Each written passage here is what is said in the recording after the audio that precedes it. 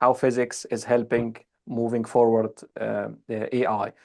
Of course, 2024 is the year of AI, and this has been confirmed just by the awarding of 2 Nobel Prizes in physics and chemistry in the last 2 weeks, and both acknowledging that we are stepping into a new era of quantum machine learning, and AI, where physics can leverage the momentum also about AI in making new applications.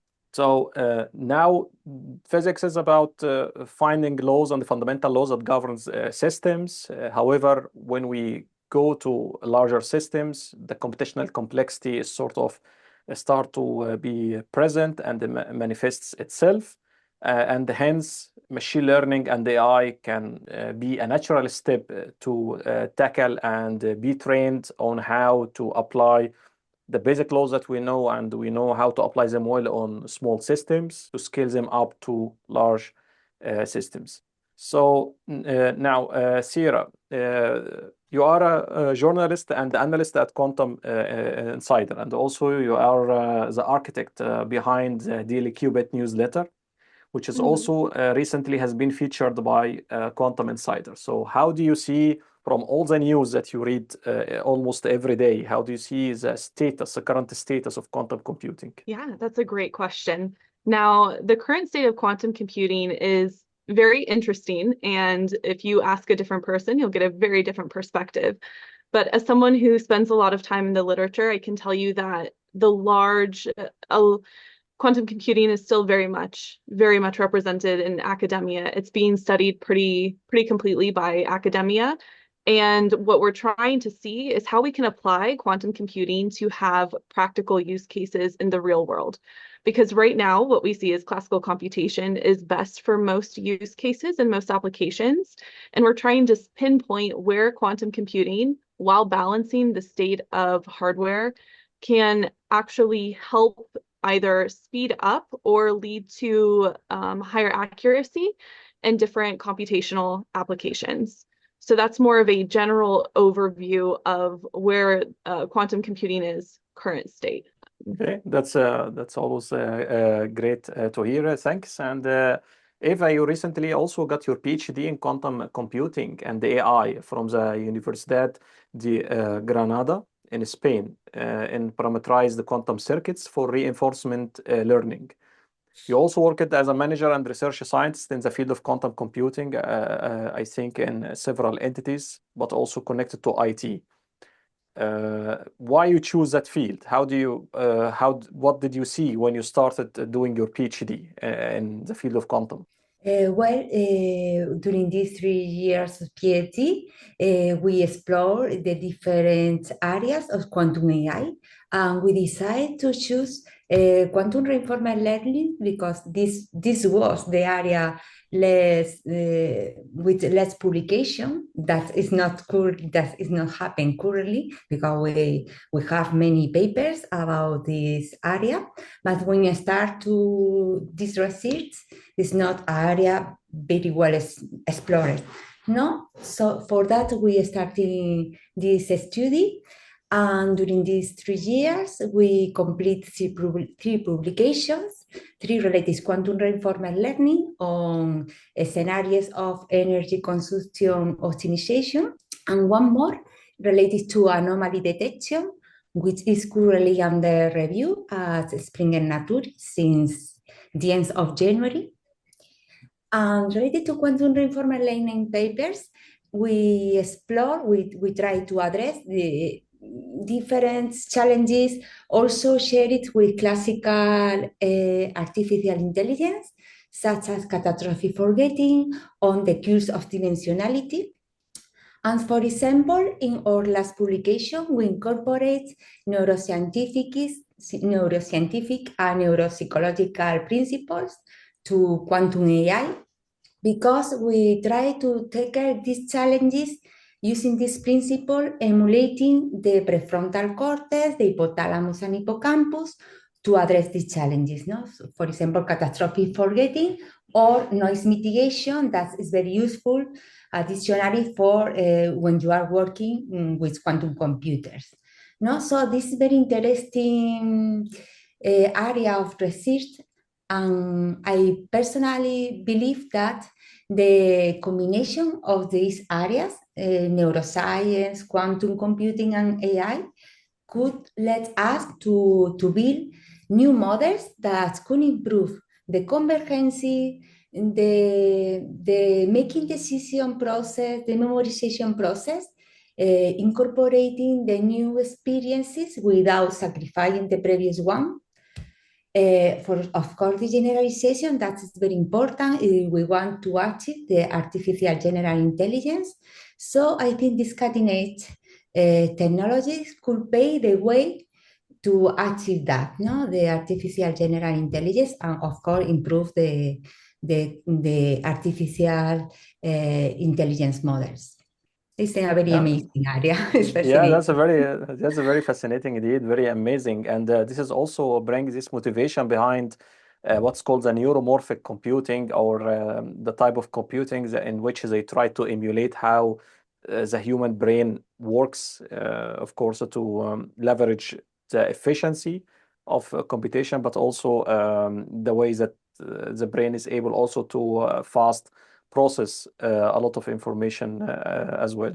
So that's really a great combination. But hence, what do you think about the current status of quantum machine learning and AI? How do you see it from a research perspective, but also from impact perspective? How this is really helping in real use cases? Mhm. Well, quantum computing could help to artificial intelligence by providing large searching space that the classical ones are not able to get. Because in quantum computing, we are working with multidimensional vector space, Hilbert space. So thanks to its nature, we can explore more solutions, more alternative, and finding new patterns that we are not able to get with the classical one. So we can get new perspective, new challenge to improve the algorithms.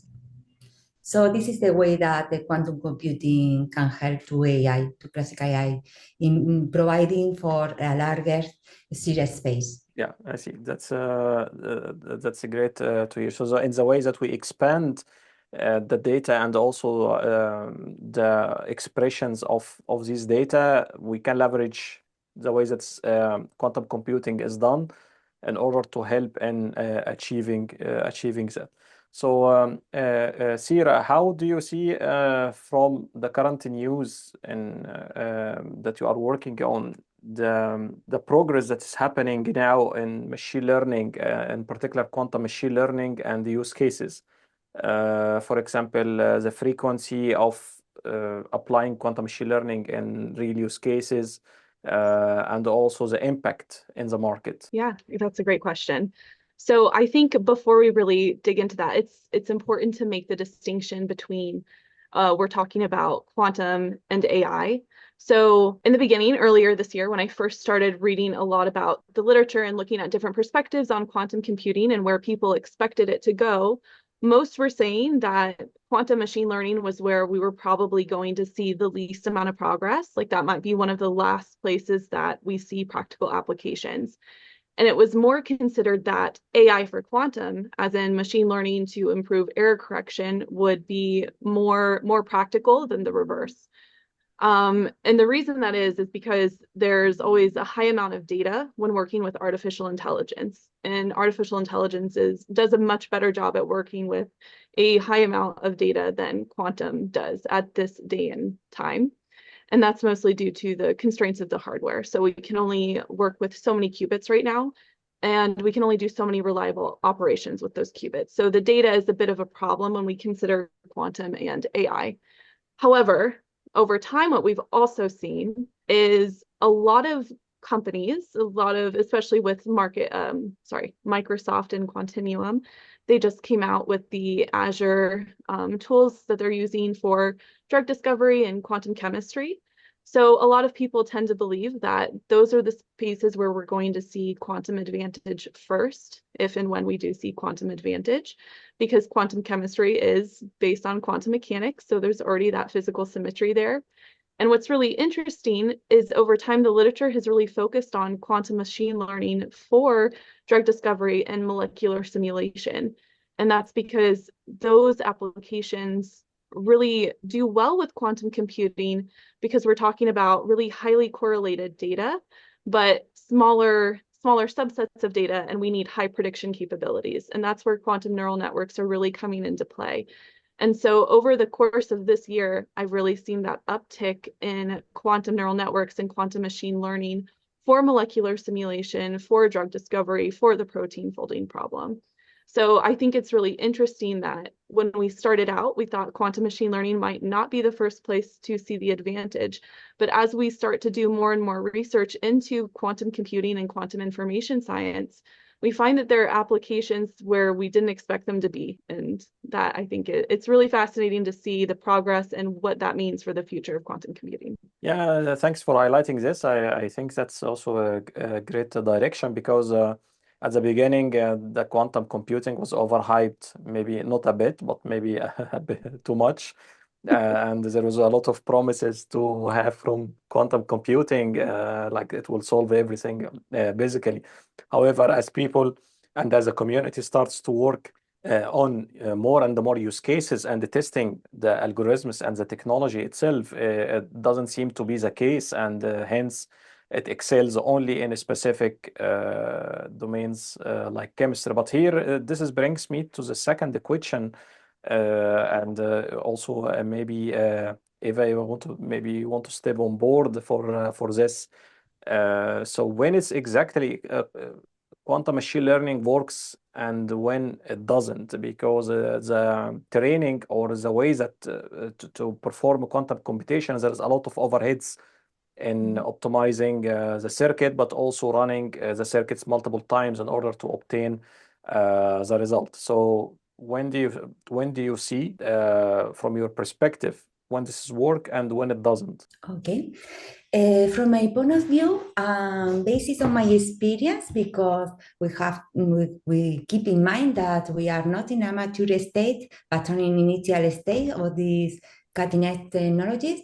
But from my point of view, the advantage of this technology could be managing, for example, a data set with limited data and with a high variety of this data, because if we use quantum neural networks, due to its nature that I mentioned before, we can explore a higher solution space than the classical one. With this neural network that we work with limited data and with high variety, and we don't want to use synthetic data.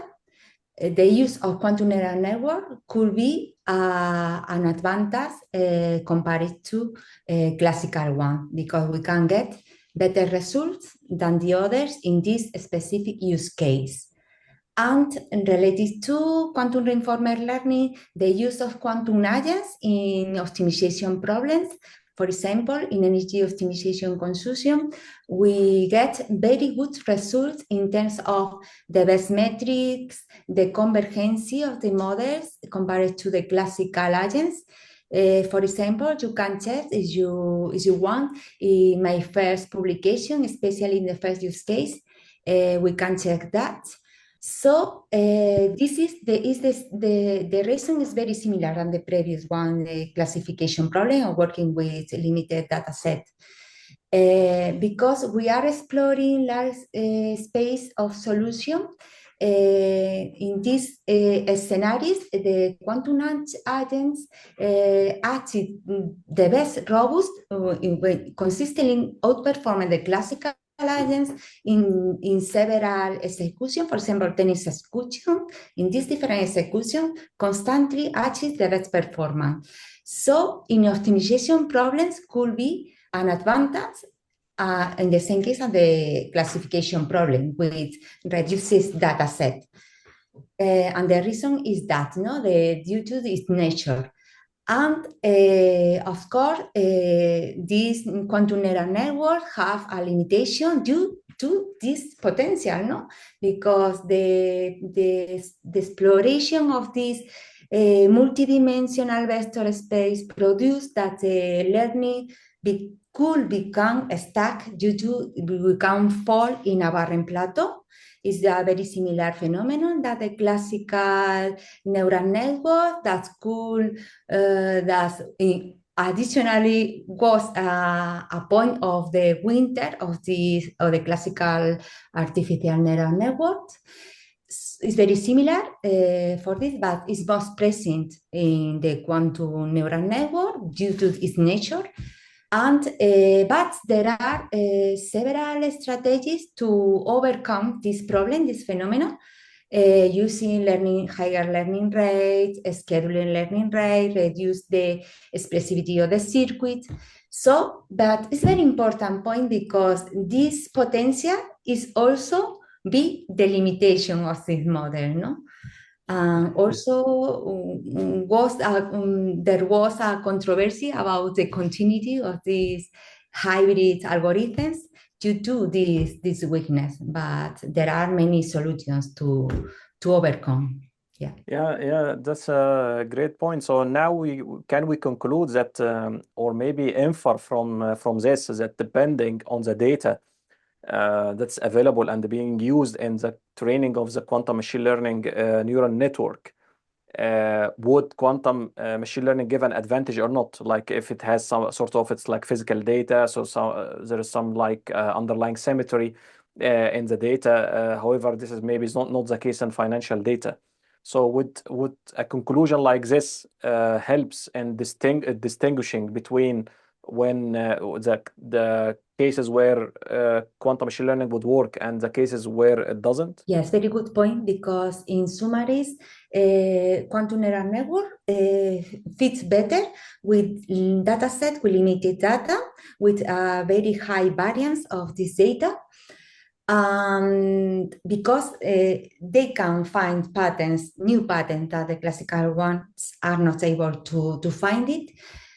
And additionally, for the quantum agents, for reinforcement learning is very similar, because when in optimization problems, we can find solutions that are not able to do with the classical agent, because you are exploring more paths than the classical one. So you have more possibility to get optimal solution instead of using classical models, classical agents.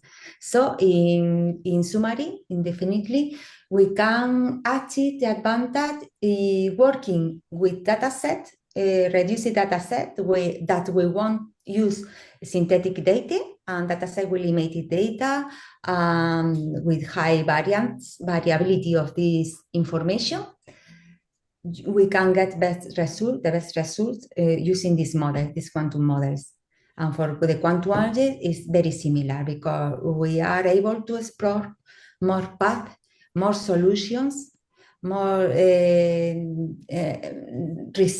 discover new pathway to solve the problem that we are not able to find them using other classical agents. I think that is actually a really great topic. And I think, like you said, Taha, really great results to start thinking about where can we actually start to see that advantage. And it's definitely going to be in a place where there is some underlying physical system that we can relate back to quantum mechanics. That's where it makes the most sense. So on that topic, I kind of wanted to see how the both of you saw the future of compute starting to evolve in terms of, we're seeing more and more announcements that quantum computers are being integrated alongside high performance computing. And the future of data centers is kind of in question, along with whether or not we're going to see computers and quantum computers across the board, or whether or not they're going to be more specific to very niche problems and not as prevalent as some people are thinking that they will be right now. So the question I'm trying to ask is, in the future of computing, how do you see quantum computers fitting into the overall architecture of supercomputing centers and data centers Do you think that it will be prevalent, or do you think we'll see more of this modular use of quantum computing? I think the combination of quantum computing with AI and also neuroscience could be the future, because and also the neuromorphic computer, because all the science and that involves emulating the brain, how it works, could be an advantage, no? Because you are trying to improve the learning process, the making decision process, the memorization process. But this very amazing topic, because that implies that we need to collaborate with neuroscientifics, because in neuroscientific we need a whole mathematical model that gathering all this research about how the brains works, and this could a feedback, very good and very useful feedback for build this model, no? So the combination of these areas could contribute to the evolution of the quantum AI and of the future of the computation. And I think to continue to Eva's point, that's great to highlight how quantum computing and the AI would come together, benefiting from the neuroscience type of thinking and learning. About the current architecture, now it seems to be the case that quantum computing is sort of like a GPU. So it's used as a part of maybe high performance computing infrastructure, where there is several type of chips. We have also the CPU, which is this conventional computing processing unit. And then we have the graphical processing units, the GPUs. And there is also optimized chips like, for example, tensor chips that's also used in some computing devices. And then on the top of that, we might have the quantum computing, where it contributes to classical. So in a sense that if the input is done correctly, then a scheduler or a distributor, an efficient AI, would distribute the tasks among those chips, like which part can go to the classical, which part would go in classical to conventional CPU or GPU, and which part can go to quantum and do the iterations.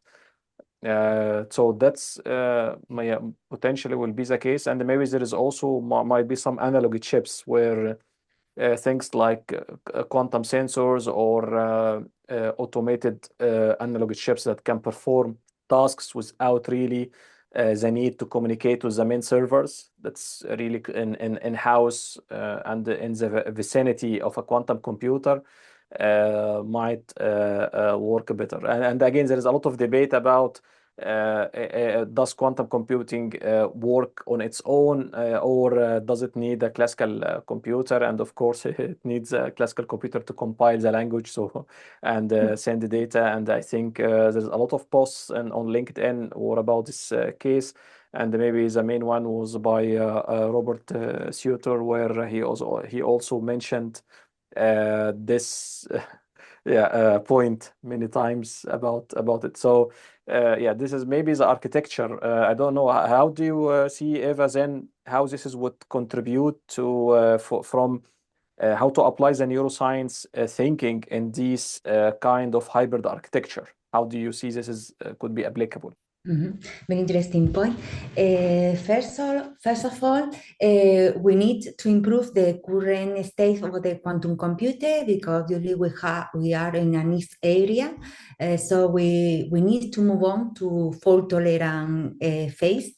At the same time, we need to improve the libraries of the simulator, because we have to reduce the training times to accelerate the experimentation, no? And get more results and get more conclusion.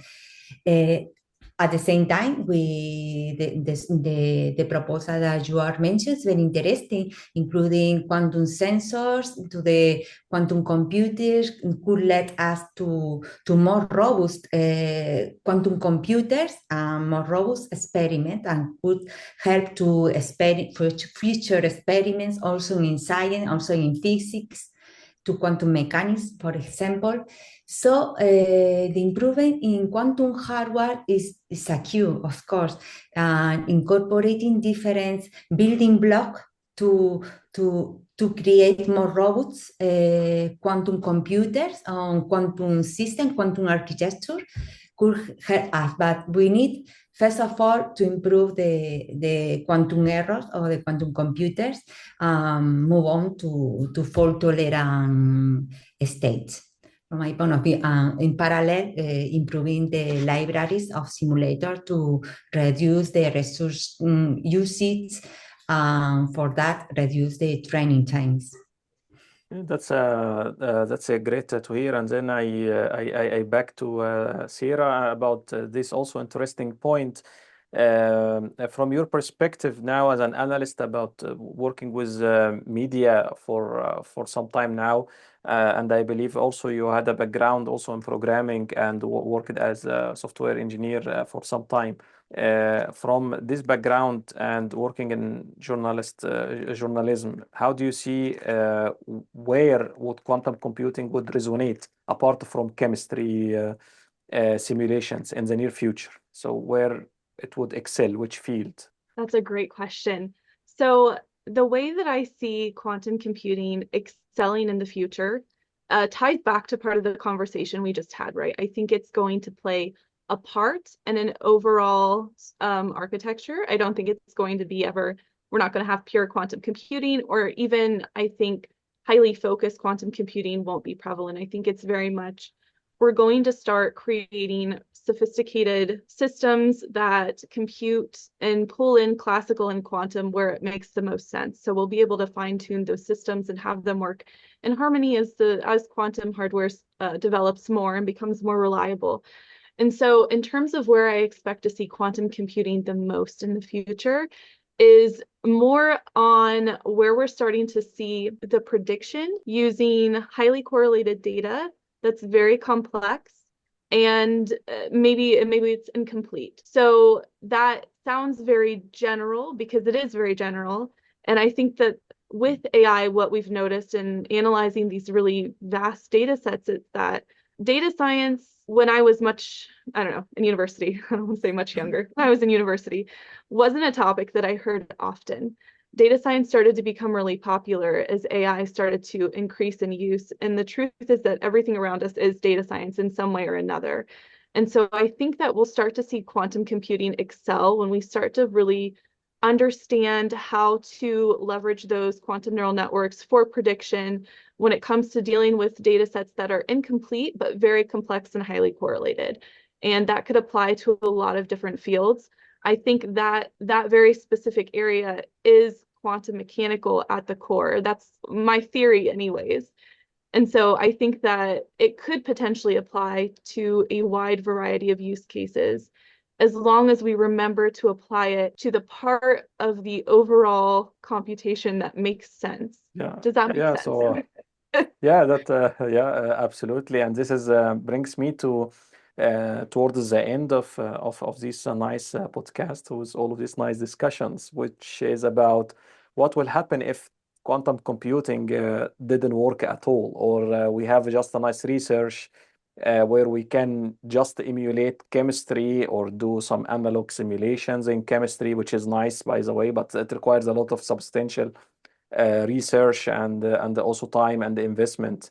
What happen if it doesn't work? What we could do with this knowledge that's now being accumulated from quantum towards enhancing the future of computing in general, but it doesn't have to be quantum, or it might not include quantum explicitly. So maybe anyone can start whenever you feel.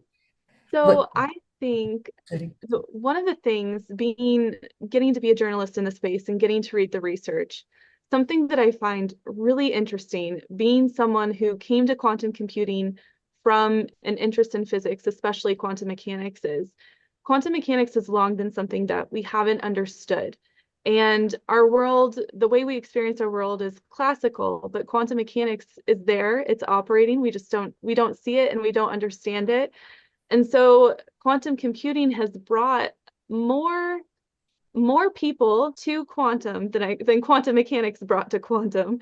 And so we're starting to see more research done in quantum mechanics, and we're starting to understand it piece by piece. It's nothing crazy yet, but there are just small pieces that are starting to reveal themselves because we are investing more into the study of quantum information science. And I don't think that would have happened at this rate had quantum computing not been of interest and had we not have been seeing massive amounts of money flow into academia to pursue this type of research. So that's less about computation, but I think overall what we're going to see coming from quantum computing is just understanding quantum mechanics more overall.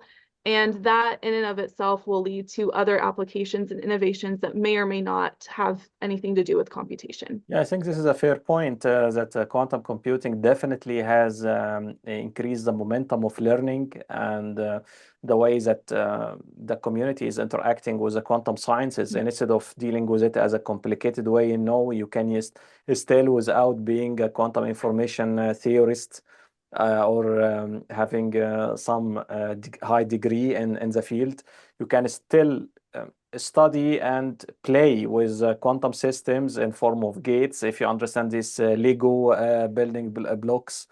So yeah, that's indeed. Thanks for highlighting this. One of the amazing benefits of quantum computing ecosystem to enhance the education part and the knowledge that people acquire about these complicated sciences. So what do you think, Eva? What will be the future without quantum computing, and what we can do with this knowledge in a computing in general?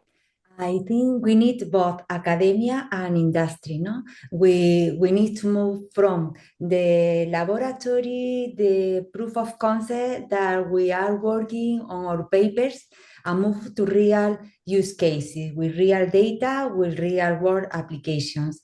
While we are continuing researching, exploring this technique, but for that we need more invest of the industry, of the companies, because these cutting edge technologies could provide to them an added value, a differential value to achieve, for example, an RFP, a contract, to get more reputation as leader in cutting edge technologies.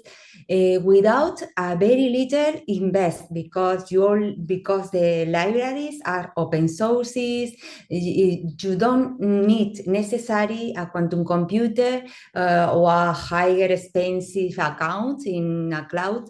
You can work with a laptop, like every PhD students and the scientist community, no?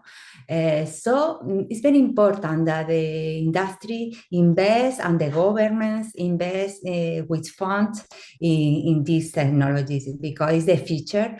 Is one of the feature or one lines with together with neuromorphic computing and others. But it's necessary that industries, companies, governments, and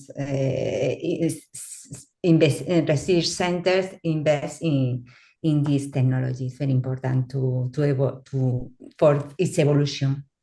Yeah, and that's also thanks for highlighting this, and maybe we can see things that related to quantum computing or quantum hardware, like quantum communications, and so on. But then now brings me to the last question about what now we can use a quantum information theory in many ways, and the way that we projected computing was gathering small units of quantum systems in order to perform what we call a computation. If they are arranged in this particular way and executed in this specific way, we can get something. Can we do the same with brain? I mean, there is now new research about really leveraging biological neurons and using this type of biological neuromorphic computing to do some computations. So the question is, can you see from the way that we work with quantum computing sort of a pattern or a method where we can leverage and use actual neurons to make computations with? Yeah, I'll jump in there. That's a really exciting question. And for me, it really seems like we're bringing the state of computation full circle, right? Because computer science really stems from the best computer that we have an example of is the human brain. And so the more that we understand the human brain, the more we can start to see, I think we can create really sophisticated systems, the more we model it off of the brain. And that kind of brings us back to the whole topic of the physics Nobel Prize, like artificial neural networks. Were inspired by neuroscience, and from artificial neural networks, computation has come a long way, and we've seen some really incredible innovations from that. And so I definitely see neuromorphic computing and computation using neurons being very plausible in the future. And I also would jump in and say that since recent research has highlighted that there are potentially quantum effects in the brain, in the microtubules, that I can also see this a hybrid, hate using the word hybrid, but a system that involves not only neuromorphic computing, but potentially integrated quantum computing with neuromorphic. Yeah, that's a great point to consider. Thanks, Sierra, about this. And maybe also, yeah, who knows, maybe we can combine an actual quantum computer with an actual neurons, living artificial neurons, where they can work hand in hand and together. And for you, Eva, Sierra and I were discussing for some time in an episode to feature how the living artificial neurons could be leveraged in computing. Could be used as qubits, and maybe a bunch of them could be used as a qubit. And then that's also pretty interesting and a topic indeed. So how do you see this, Eva, from your perspective? It's very complicated to imagine the future combining these different technologies, but we have currently different models inspired in the brain, artificial neural network, spiking neural network that focus in other aspects of the synaptic process and postsynaptic processes. So, and also the brain in the sense of behavioral